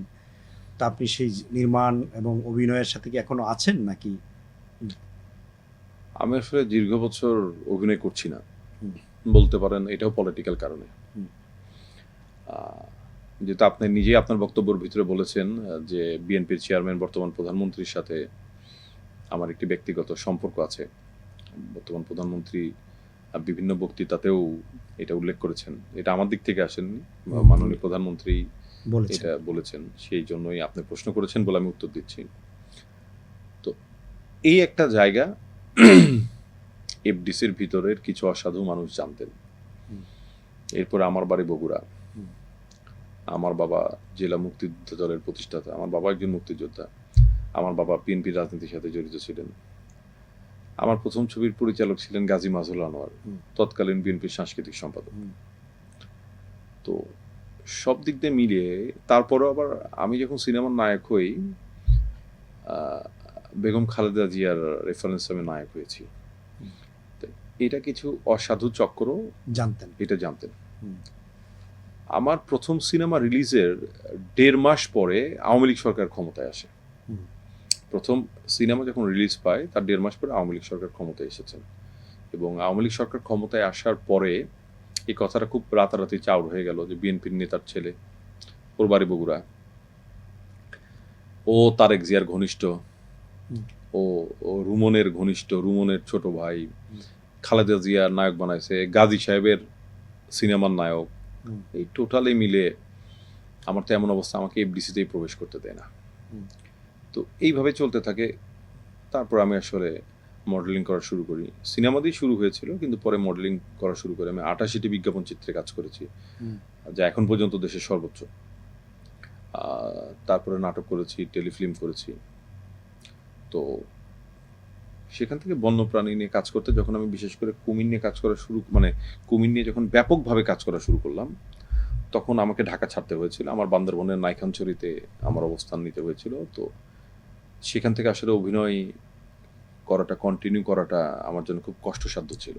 তো তখন বাধ্য হয়ে অভিনয়কে, বন্যপ্রাণীর জন্য কাজ করতে গিয়ে অভিনয়কে আমার ছাড়তে হয়েছে। তো এখন আমিও কিছুটা মুটিয়ে গেছি, আগের মতো ফিটনেস নেই, আর বয়স তো একটা বিশাল ব্যাপার। তো অনেকেই ফেরার কথা বলছেন, নিজের ইচ্ছা ওইরকম একটা নেই, হয়তো বা ফিরলেও ছোট পরিসরে ফিরতে পারি। আচ্ছা, আরেকটা বিষয় আপনার কাছে জানতে চাচ্ছি, নায়িকা পরিমণির সাথে আপনাকে মাঝে মধ্যে দেখা গেছে আইন আদালতে আপনি গেছেন, তার পাশে ছিলেন, তার সাথে আপনার রসায়নটা কি? আমি তো বিপদগ্রস্ত প্রাণী ও বিপদগ্রস্ত মানুষ, সবসময় তাদের পাশে থাকি। আমরা জনাব তারেক রহমানের অনুসারী, উনিও সবসময় বিপদগ্রস্ত মানুষ এবং বিপদগ্রস্ত প্রাণীর পাশে থেকেছেন। আমরা ছোটবেলা থেকে উনাকে দেখে অনেক কিছু শিখছি, এখনো শিখেই যাচ্ছি এবং সেটা ইমপ্লিমেন্ট করার চেষ্টা করছি। আপনার প্রশ্নে আপনার উত্তর ছিল যে পরিমণির সাথে আমার কোর্টে দেখেছেন, সে বিপদে পড়েছে, তার সাথে আমাকে কোর্টে দেখা গেছে। একটা মানুষ কোর্টে কখন যায়? যখন সে বিপদে পড়ে।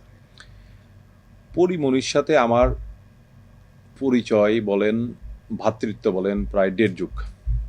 পরিমণি তখনও সিনেমার নায়িকা সম্ভবত হয়নি, তখন থেকে আমার সাথে তার ভালো সম্পর্ক। সে আমার নিজের ছোট বোনের মতো, আমাকে সে একদম নিজের বড় ভাইয়ের দরজা বা ওই স্থানটা আমাকে উনি দেন। তো এখন পর্যন্ত আমাদের সেই সুসম্পর্ক, ভাই বোনের সম্পর্কটি বজায় আছে।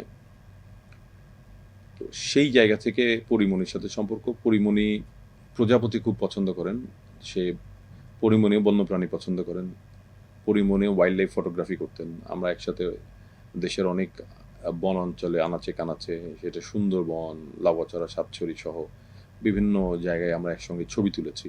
ওর এই ব্যাপারে অনেক ইন্টারেস্ট আছে। তো এই বন্ধুত্বটা হচ্ছে এমন, ভ্রাতৃত্বটা এমন। আমরা একসাথে কখনো কাজ করিনি, আমরা একসাথে কখনো অভিনয় করিনি, কিন্তু আমাদের ব্যক্তিগত সম্পর্ক আপন ভাই বোনের মতো। আচ্ছা, এটা মিডিয়ার প্রায় যারা আমাকে এবং পরিমণিকে দুইজনকে যৌথভাবে চেনে, তারা জানে যে পরিমণি আমার ছোট বোন, আপন বোনের মতো। আচ্ছা, আপনার এই সিনেমা নিয়ে কি ভবিষ্যতে কোনো পরিকল্পনা কিছু আছে? বড় কিছু আপনার মাধ্যমে দেখবে এই ইন্ডাস্ট্রি? বড় কিছু দেখবে, ধরেন আগামীতে সিনেমা প্রযোজনা বিজনেসে আমি যুক্ত হতে পারি যে কোনো দিন, পরিচালনাতেও আসতে পারি, যেহেতু এটা আমার ভালো লাগার জায়গা। কিন্তু সেটা যদি আমি বন্যপ্রাণী সংরক্ষণ বা প্রাণী নিয়ে কাজ করার পাশাপাশি কোনো সময় পাই, তখন আসলে আসা সম্ভব হবে। না হলে আমার সমস্ত সময়, দিন রাত সব কিছু কিন্তু আমরা প্রাণী নিয়েই কাজ করি। আমি আজকে আপনার স্টুডিওতে এসেছি 3:30টায়। আমি সকাল 11টায় ঘুমিয়ে 2:30টার সময় ঘুম থেকে উঠেছি, কারণ আমি সারা রাত সাপ উদ্ধার করেছি ঢাকার অদূরে বসিলা ব্রিজের ওই পারে একটা বাড়িতে।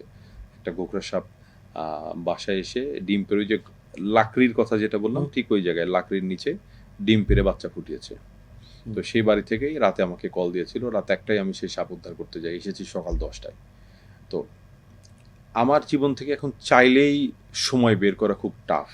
আমি আপনার স্টুডিওতে বসে আছি, ফোনে যাতে বিরক্ত না হয়, আমি তো ফোনটা অফ করে রেখেছি।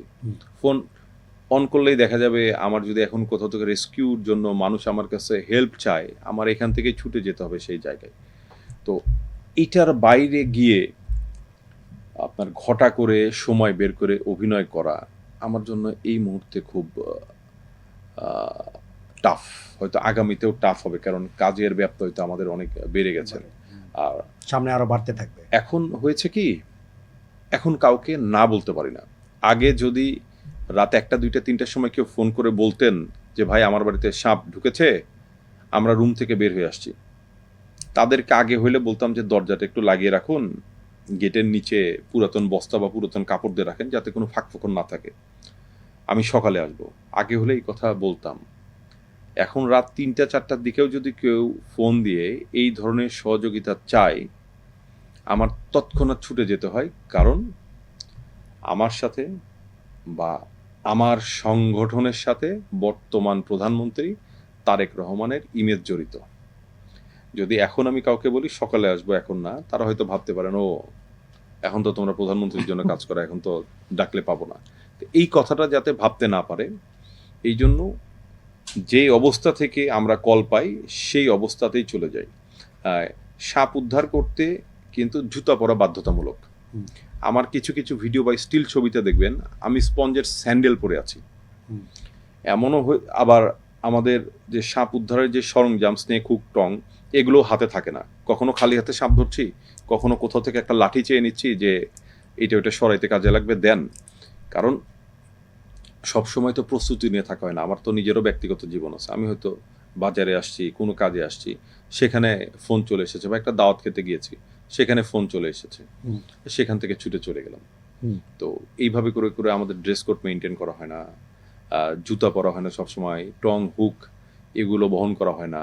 তারপরে ক্যারিং যে ব্যাগ আছে, ব্যাগার সাপ বহন করার ব্যাগ, এগুলো নেওয়া হয় না। আমরা সালার বস্তাতে সাপ বহন করি। তো এটা আমরা হচ্ছে এমন এমার্জেন্সি সার্ভিস দিয়ে থাকি যে ফোন করলে সেখান থেকে দৌড় দিতে হবে। কারণ মাননীয় প্রধানমন্ত্রী আমাদেরকে অনেক আগেই নির্দেশনা দিয়েছেন যে সাপের যে বিষয়গুলো, যেগুলোতে মানুষ আক্রান্ত হবেন, মানুষের মৃত্যুর ঝুঁকি থাকবে, সেখানে মুভ ফাস্ট। ফোন পাওয়া মাত্র যত কাজ থাকে এখানে ছুটে যেতে হবে। এবং আরেকটা মজার কথা বলি, প্রধানমন্ত্রী সেই দিন বলছিলেন ওনার বক্তব্যতে, আমি তো বন্যপ্রাণী সংরক্ষণে জাতীয় পুরস্কার পেলাম 9 জুন, তো 9 জুলাই, এই গত 9 জুলাই, তো যখন আমি পুরস্কারটা গ্রহণ করার জন্য স্টেজে উঠবো, তার আগে আমার কাছে একটা ফোন এসেছে একটা বাড়ি থেকে, যে ভাই আমি কেরানীগঞ্জের আটিবাজার থেকে বলছি, এই যে বসিলা ব্রিজের পরেই, মোহাম্মদপুরের পরেই আমার বাড়িতে অনেকগুলো সাপের বাচ্চা দেখতে পাচ্ছি। তো এই জন্য পুরস্কার নিতে গিয়ে প্রধানমন্ত্রী আমাকে জিজ্ঞেস করলেন যে পকেটে কি সাপটা আছে নাকি, জানে আমি সাপ নিয়ে সবসময় কাজ করি। আমি বললাম না ভাই, সাপ নাই। তো যখন কথা হচ্ছিল তখন বললাম যে এখান থেকে কিন্তু কেরানীগঞ্জে যাব। কেন? বললাম যে এখানে কেরানীগঞ্জে সাপ একটা বাড়িতে বের হয়েছে, এটা উদ্ধার করতে যেতে হবে। তো মাননীয় প্রধানমন্ত্রী ওনার বক্তব্যে এই কথাটা তুলে ধরলেন। আমি জানি উনি কেন তুলে ধরেছেন কথাটা, এটা আমার প্রশংসা করার জন্য উনি আসলে বলেননি। উনি মানুষকে বুঝাতে চেয়েছিলেন যে ডেডিকেশনটা দেখো, মাত্র জাতীয় পুরস্কার পেল, এটা নিয়ে সেলিব্রেট করবে কি, এদের সেই নিয়ে কোনো চিন্তা নাই। পুরা টিম দেখালাম, আমার পুরা টিম বসে আছে ওপরে, প্রধানমন্ত্রী আবার তাদেরকে হাত নাড়লেন, মন্ত্রী মহোদয়রাও হাত নাড়লেন। তো বললাম আমার টিম বসে আছে, এখান থেকে সরাসরি আমরা কেরানীগঞ্জে যাব সাপ উদ্ধার করতে। তো প্রধানমন্ত্রী এটাই সবাইকে বোঝানোর চেষ্টা করলেন যে ডেডিকেশন এমন জিনিস যে জাতীয় পুরস্কার পেয়ে এটা থেমে যাওয়ার কিছু নেই, নতুন উদ্যমে আবার এখান থেকে শুরু করতে হবে, যে কাজ তো থেমে নেই। পুরস্কার পেলো, কই যাচ্ছে, আমি গেলাম ভাইয়া, টাটা, খোদা হাফেজ, আমার সাপ উদ্ধার করতে যেতে হবে। তো এই ডেডিকেশনটার কথা প্রধানমন্ত্রী আসলে বুঝিয়েছেন। তো আমরা যে কোনো জায়গা থেকে যে কোনো সময়, এমনও গেছে কিছুদিন আগে বিয়ের দাওয়াত খাচ্ছিলাম, আমার টিম সহ আমরা এক পরিচিতের, আমরা খাবার ফেলে ওখান থেকে উঠে চলে গেছি সাপ রেস্কিউ করার জন্য। তা আমাদের এই জন্য বললাম যে অভিনয়ে আসলে ফেরাটা সময় করতে পারবো কিনা এটাও একটা বড় ব্যাপার। কারণ আমাদের এইটা হচ্ছে আনপ্রেডিক্টেবল। আমরা জানি না যে আধা ঘন্টা পরে আমি কোথায় থাকবো, 1 ঘন্টা পরে কোথায় থাকবো, আজকে রাতে আমার কি কাজ করতে হবে। এটা মানুষের সাহায্য সহযোগিতাটা চাওয়ার উপর নির্ভর করে আমাদের জীবন।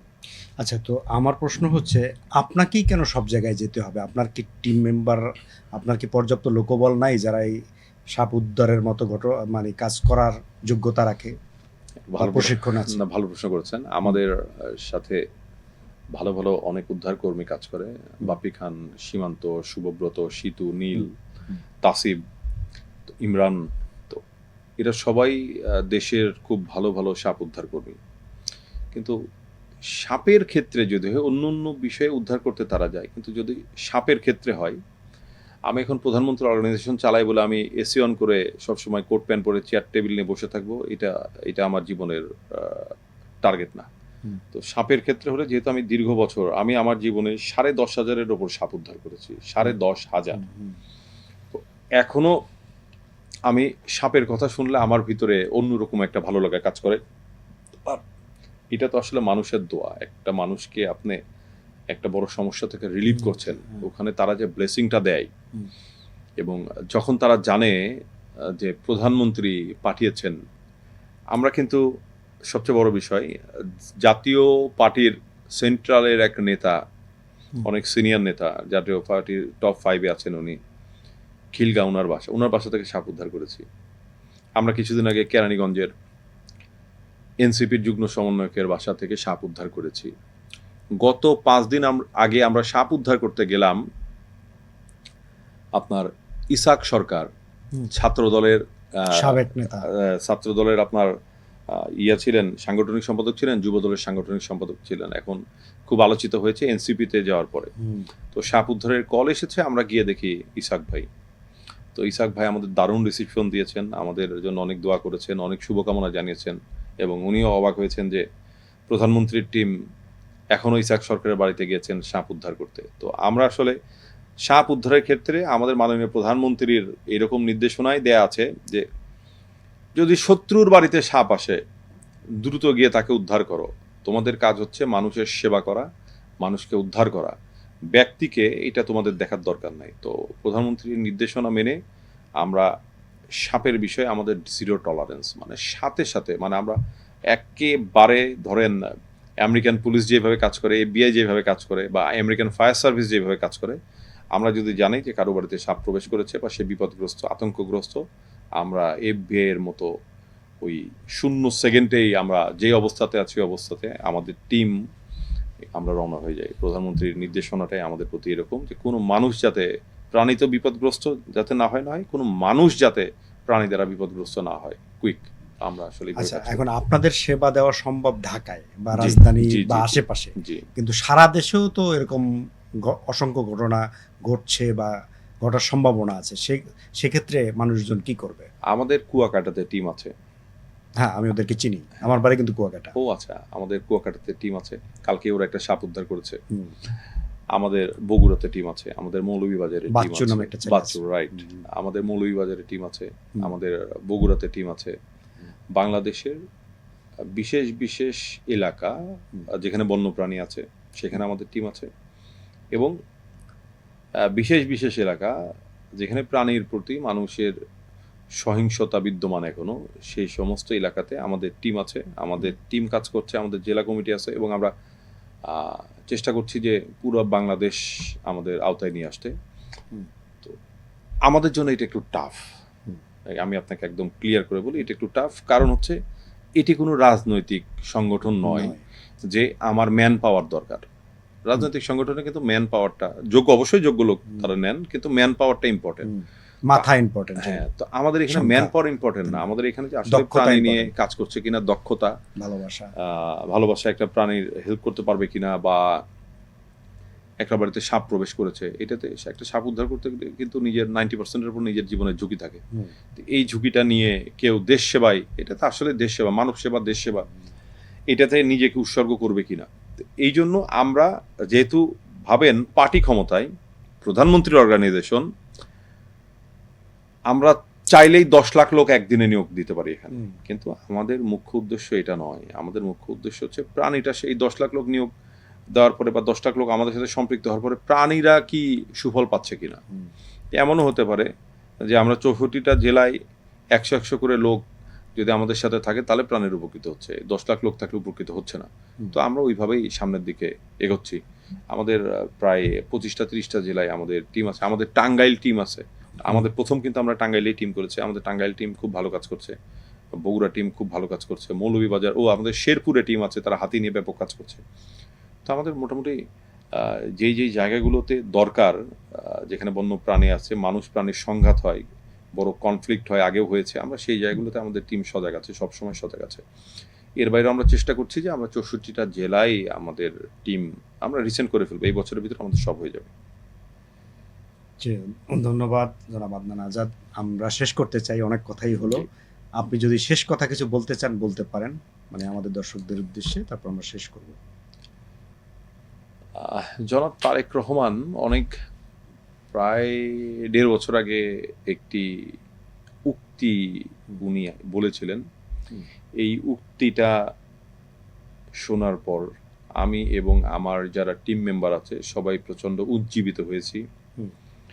এই উক্তিটাকে সামনে রেখেই আমরা কাজ করি, আগামীতেও করব।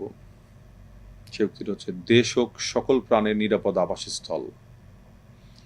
মানে প্রধানমন্ত্রী কিন্তু প্রাণী বলেননি, প্রাণ সকল বলছেন। প্রাণ। তার মধ্যে মানুষ এই আছে। প্রাণের ভিতরে যেমন মানুষ আছে, এই গাছ আছে, প্রাণীরা আছে, আমি সবাই আছি। জি। তো সবার সেবায় কাজ করে যেতে হবে। আমাদের আমরা ফোকাস তো প্রাণীতেই। প্রধানমন্ত্রীর আরেকটা তো সংগঠন আছেন যারা মানুষের আত্মমানবতার সেবায় কাজ করছেন এবং খুব সুনামের সাথে কাজ করছেন। দীর্ঘদিন ধরে আমরা বিএনপি পরিবার দীর্ঘদিন ধরে কাজ করছেন। রুমন ভাইয়ের নেতৃত্বে এই সংগঠনটা যে কোথায় চলে গেছেন এটা একটা মানে বলার বাইরে। তো রাজনৈতিক যে সংগঠনগুলো আছে, বিএনপি, যুবদল, স্বেচ্ছাসেবক দল, ছাত্র দল, কৃষক দল, মহিলা দল, জাসাস, ওলামা দল, এগুলোর বাইরেও জনাব তারেক রহমানের 2টি সংগঠন আছে যারা সেবামূলক কাজ করে। মানব সেবায় কাজ করছে আমরা বিএনপি পরিবার, প্রাণী সেবায় কাজ করছে বাংলাদেশ এনিম্যাল ওয়েলফেয়ার অ্যাসোসিয়েশন। তো এইভাবে আমরা কাজ করছি জনাব তারেক রহমানের নির্দেশে, মাননীয় প্রধানমন্ত্রীর নির্দেশে। আমরা আগেও কাজ করেছি, এখন উনি প্রধানমন্ত্রী হয়েছেন। ভেবেছিলাম প্রধানমন্ত্রী হওয়ার পরে উনি আর আমাদেরকে সময় দিতে পারবেন না, এটা খুব স্বাভাবিক ব্যাপার। এই ধারণাটা উনি ভুল প্রমাণিত করে দিয়েছেন। আগে যদি দিনে 1-2টা লিঙ্ক দিয়ে বলতো যে এখানে এই সমস্যা হচ্ছে দেখো, এখন উনি 10 থেকে 15টা লিঙ্ক দেন। আগে সরাসরি আপনাকে কল করেন, মানে সরাসরি উনি সবসময় সরাসরি দেন, আমাদের রুমন ভাইয়ের মাধ্যমে দেন এবং সবসময় খোঁজ খবর রাখেন যে কি কি কাজ করছি, এটা করছি কিনা। তার চেয়ে বড় বিষয় হচ্ছে যদি উনি কোনোভাবে খবর পান কোনো ব্যক্তি প্রাণী সেবায় কাজ করছেন নিজ উদ্যোগে, উনি এখনো সেখানে গোপনে তাদেরকে সহযোগিতা করেন। আগের তারেক রহমানই রয়ে গেছেন। উনি কিন্তু যা করেন কোনো নেম অ্যান্ড ফেমের কারণে করেন না। ওই যে বললাম, জিয়াউর রহমান থেকে শুরু করে জাইমা রহমান, এটা ওনাদের ব্লাড লাইনেই আছে। ওনারা নিবেদিত প্রাণ, মানুষ হোক আর প্রাণী হোক। তো ঠিক সেইভাবেই উনি কাজ করে যাচ্ছেন। এই কিছুদিন আগে আমাকে একটা লিঙ্ক দিয়ে বললেন যে এই ছেলেটাকে আমরা সহযোগিতা করতে চাই। তো আমি ওর নাম ঠিকানা সব বের করতাম। এটা প্রচুর হয়, এটা কিন্তু প্রতি সপ্তাহে হচ্ছে। এটা নিয়ে হয়তো নিউজ হচ্ছে না, কারণ উনি এই প্রচারণাটা চান না। কেউ যদি ব্যক্তিগতভাবে এটাকে এই গোপন তথ্যকে ফ্ল্যাশ করে দেন তাহলে মানুষ এটাকে জানতে পাচ্ছেন, কিন্তু এছাড়া উনি কিন্তু এইটা নিয়ে কোনো প্রচারণা চান না। উনি আগেও যত কাজ করেছেন, অনেক আগের কথা বলছি, ছোটবেলায় দেখেছি কোনো প্রচারণা চান নাই উনি। ছোটবেলায় দেখেছি উনার পাজারু গাড়ি চালাতেন, বগুড়া গিয়ে গাড়ির পিছনে কম্বল ভরা, উনি রাস্তা দিয়ে গভীর রাতে বেরিয়েছেন, দেখছেন যে ফুটপাতে একটা দুঃখী মানুষ শুয়ে আছে বা ভূমিহীন মানুষ শুয়ে আছে, ঠান্ডার ভিতরে একটা সোয়েটার পরে, উনি চুপ করে একটা কম্বল গায়ে দিয়ে আসতেন এবং ওনার সাথে 2-4 জন থাকতেন। তখন তো মোবাইলে ক্যামেরা ছিল না, বলতো যে কেউ যাতে এটা না জানে। এটা হচ্ছে বাংলাদেশের প্রধানমন্ত্রী। যারা ওনার সমালোচনা করছেন এখন ওনার সম্পর্কে তারা জানেনই বাকি। উনি কখনো কোনো কিছু করে নাম চাননি। এই যে আপনাকে বললাম 12-13 বছর ধরে যে বিভিন্ন মানুষকে প্রাণী সেবায় কাজ করার জন্য যে উনি ফিনান্সিয়াল হেল্প করছেন, এটা বাংলাদেশের কয়জন জানতো? আমার মাধ্যমে আজকে আপনি জানলেন, এই আপনার দর্শকরা আজকে জানবে, এটাই কয়জন জানতো? এটাই তারেক রহমান।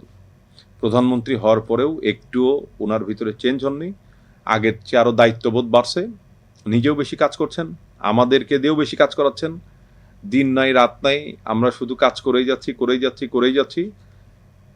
এখন মনে হয় যে না, উনি তো এখন প্রধানমন্ত্রী হয়েছেন, আমাদের তো আরো বেটার সার্ভিস দিতে হবে। এইভাবে আমরা কাজ করে যাচ্ছি এবং ওনার নির্দেশনা তো রেগুলার আছেই। প্রাণীর প্রতি দুর্বল হওয়ার কারণে উনি সংগঠনটাকে একদম সরাসরি নিজে গাইড করতেছেন, আমাদের পরামর্শ দিচ্ছেন কি করতে হবে। এবং সেদিন জাতীয় পুরস্কার গ্রহণ করার পরে উনি স্টেজে আমাকে একটা পরামর্শ দিলেন যে সংগঠনটাকে এইভাবে করে সাজাতে হবে। তো উনার নিয়ে পরামর্শ নিয়ে আমরা আবার নতুন করে ঢেলে সাজাচ্ছি। তো উনি সবসময় এগুলো নিয়ে ভাবেন, উনি প্রাণ প্রকৃতি নিয়ে ভাবেন। এই যে একটা অন্ধ ছেলে, একটা ছেলে একটা কলেজে পড়ে একটা ছাত্র একটা ঘোড়া পেয়েছে, ঘোড়াটা অন্ধ, কেউ একজন পালন করতো, অন্ধ ঘোড়াকে রাস্তায় ছেড়ে দিচ্ছে, সেই ছেলে বাসায় নিয়ে গেছে। এটা উনি সামাজিক যোগাযোগ মাধ্যমে উনি জানছেন। এটা আমার কাছে দিয়ে বললেন যে ঠিকানাটা বের করো। আমি ঠিকানা বের করে দিলাম। উনি তৎক্ষণাৎ এইটা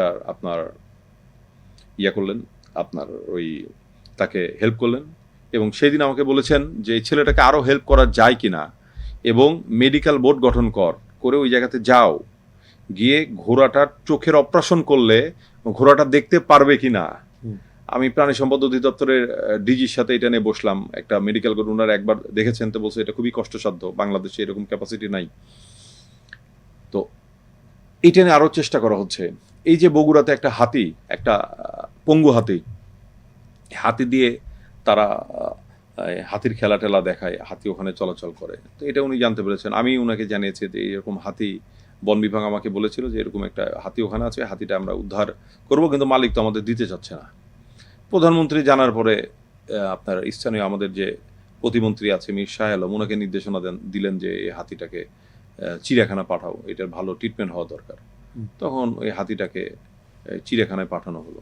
তো এগুলো তো মানুষের সামনে আসে না। উনি কিন্তু এগুলোর প্রচারণা চাননি, বা এটা একটা নিউজ হবে বলে উনি এটা নিয়ে ভাবছেন তা নয়। উনি এমনই, আমরা দীর্ঘ বছর ধরে দেখে আসছি উনি এমন। ইভেন আমরা যে ওনার এডিশনাল প্রেস সেক্রেটারি রুমন ভাইয়ের কথা বলছি, রুমন ভাই প্রধানমন্ত্রী দেশে আসার পর থেকে রুমন ভাই ব্যস্ত হয়ে গেলেন। 25শে ডিসেম্বর থেকে রুমন ভাই ব্যস্ত। এই 25শে ডিসেম্বরের আগে আমরা এমন কোনো ক্যাম্পেইন করিনি, এমন কোনো অ্যানিমাল নিয়ে কাজ করিনি যেখানে রুমন ভাই এসে আমাদের কাঁধে কাঁধ মিলিয়ে দাঁড়াননি। রুমন ভাই আমাদের সাথে সেন্ট মার্টিনের মতো দুর্গম এলাকায় গিয়েছেন, যখন ট্যুরিজম বন্ধ, সমস্ত রিসোর্ট বন্ধ, আমরা টেন্ট করে ওখানে থাকতে হয়েছে আমাদের। সেন্ট মার্টিনের কুকুররা খাবার পাচ্ছে না, আমরা সব কিনে নিয়ে গেছি। আমরা 7 দিন 10 দিন ব্যাপী রান্না করা খাবার আমরা রান্না করে কুকুরকে খাইয়েছি। রুমন ভাই নিজে হাতে খাইয়েছে। রুমন ভাই খাবার কোথায় দিব, হাজার হাজার কুকুর, এই রাস্তা পরিষ্কার করে ঝাড়ু দিয়ে ওখানে খাবার দিতে হচ্ছে। রুমন ভাই নিজে রাতের আধারে নিজে রাস্তা ঝাড়ু দিয়েছে। আমি গোপনে সেই ছবি তুলেছি, ভিডিও করেছি। এইভাবে উনি ঝাড়ু দিয়ে নিজে কুকুরদেরকে খাবার দিয়েছেন, নিজে রান্না করেছেন ওখানে করে। উনি মাননীয় প্রধানমন্ত্রী এডিশনাল প্রেস সেক্রেটারি, উনি আমাদের সাথে পুরো ঢাকা শহর ঘুরেছেন, ঘুরে আপনার কুকুরদেরকে রেবিস ভ্যাকসিন দিয়েছেন।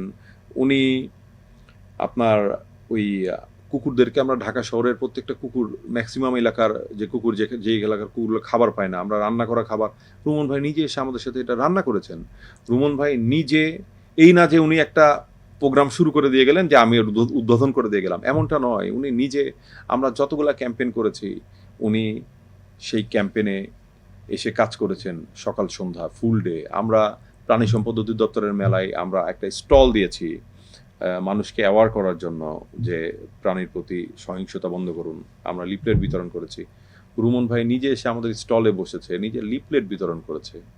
তো আসলে দেশে কি হচ্ছে, ওনাদের মতো লোককে আমরা পেয়েছি। জনাব তারেক রহমান, ওনার হাত আমাদের মাথার উপরে, প্রাণী সেবা, প্রাণী কল্যাণে। রুমন ভাই আমাদের সাথে কাঁধে কাঁধ মিলিয়ে কাজ করছেন।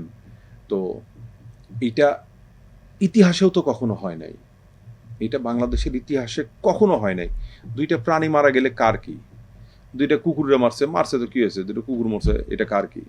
কিন্তু এখন একটা কুকুরকে একটা লাঠিতে বাড়ি দিলেও এইটা নিয়ে প্রধানমন্ত্রী কষ্ট পান, প্রধানমন্ত্রীর পরিবার কষ্ট পান, প্রধানমন্ত্রীর দিক থেকে নির্দেশনা আসেন যে এটা বন্ধ করতে হবে, অপরাধী অ্যারেস্ট হইতে হবে। হচ্ছে, আমরা করছি। তো এই যে দেশের এই পরিবর্তন, আপনি ভাবেন প্রাণী একটা অবহেলিত একটা সেক্টর, সেখানেই পরিবর্তন আসছে, তাহলে মানুষ আমরা কোথায় চলে যাব? উনি মাত্র 5 বছর দেশ চালালে। তো এটা হচ্ছে বোঝার বিষয়। জি, ধন্যবাদ জনাব আদনান আজাদ। সুপ্রিয় দর্শক, আপনাদেরকেও ধন্যবাদ জানিয়ে, শুভেচ্ছা জানিয়ে আজকের মতো শেষ করতে চাচ্ছি। তার আগে প্রধানমন্ত্রীর কথার সাথে তাল মিলিয়ে আমরাও বলতে চাচ্ছি যে এই দেশ সকল প্রাণীর জন্য নিরাপদ আবাসস্থল হোক, সেই প্রত্যাশা আমরা করছি। আপনারা সবাই ভালো থাকবেন এবং বাংলা ভিশনের সঙ্গেই থাকবেন আশা করছি।